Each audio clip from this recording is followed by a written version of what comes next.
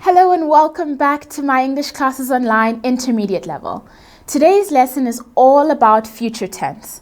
Remember, future tense is about things that are going to happen that have not happened yet. So we have some good examples. Let's get started. The first thing we need to look at when we're dealing with future tense is the phrases will and be going to. These phrases both give us the same meaning. Let's have a look at that. I will go shopping tomorrow is the same as I am going to go shopping tomorrow. We'll visit them next week is the same as we are going to visit them next week. Note here, with both sentences, we've used our shortened versions of the verbs. So will is the shortened version of we will, and we're is the same as we are.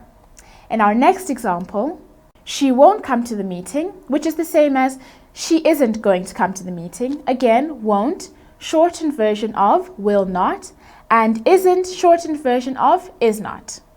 Alright, so sometimes will and be going to can give us different meanings. Let's have a look at some of those examples. First up we have is will. So will is used for decisions that are made in that particular moment. Let's have a look at this example. Someone's knocking on the door. I'll get it. I will get it. A decision I made right now, something that I haven't planned ahead of time. However, when it comes to be going to, it's the opposite. This is the grammar that we use for actions that we have planned before, that we are already aware we're going to do. For example, I booked the hotel and flight tickets. I'm going to go on holiday next week. Already pre-planned, not a decision I've made right now. So that's the difference between be going to and will. When it comes to will and be going to, with both of them, we can use them to make guesses. However, there is a difference between the two. When I use will to make a guess, let's look at this example. I think the weather will be rainy tomorrow. So here, I don't really have any evidence. It's just my thoughts. There's nothing really to support my idea. However, when I look at be going to guesses, the sky is dark. I think it is going to rain. I've told you here that the sky is dark. So that is my evidence for the reason that I have that guess. So when we use guesses with be going to, they're a bit more stronger with a bit more evidence to them. Okay, so besides will and be going to, we can also use present continuous tense and present simple tense to talk about future events.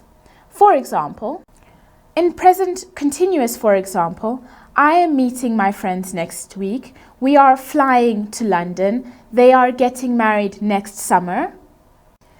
All these sentences are using present continuous grammar, but they're all talking about something that is going to happen in the future. So we can use that way. Let's have a look at present simple tense. Our train departs at 9 a.m. tomorrow. Schools start next month. And the football match begins in an hour. Now, the difference here is we can see these are all the kind of events that are a part of a schedule or a part of a program, a timetable or something that isn't really changed by our actions. So when we have these kind of events that are already set, we can use simple present tense grammar and use it as if we're talking about the future. Now, a very important phrase that we use for future tense is the phrase be about to. This phrase we use when we're about to do something that's in the very near future. So it could be a few minutes away, an hour away, or even later that day. But you can't say it for something that's maybe 10 years away or maybe even 20 years away. Let's have a look at some examples. I'm about to finish my homework. The teacher is about to leave the class, and the exam is about to start. All these actions are things that are happening in the very near future. So be about to is a very good phrase that we can use. Okay, so that's all the different parts for our future tense. Let's look at them all again. Let's start with will.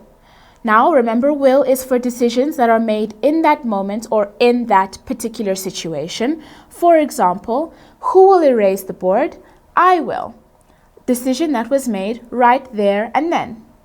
We also use will for making guesses. For example, I think the weather will be sunny tomorrow. Here, I don't have any evidence, so it's just purely a guess that I've made. Moving on, we have be going to, which we use for actions that are a bit more planned or a part of a program. For example, I am going to go to my hometown this evening. That is a plan that I've made ahead of time. We also use be going to for guesses, and here we see that there is a lot more evidence. So here we have, the weather looks dark, it is going to rain. The difference here is that we've given a reason why we have that guess. The weather looks dark. We can also use present continuous for future actions. For example, we're going on a picnic on Saturday.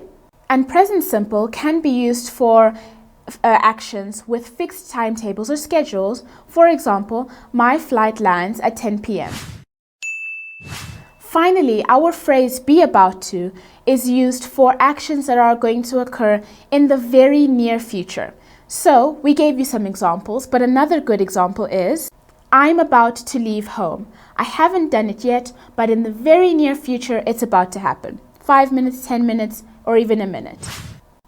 Okay, and that's everything to do with future tense. Now it's time for you to look at the activities, do some practice, and I will see you in the next video.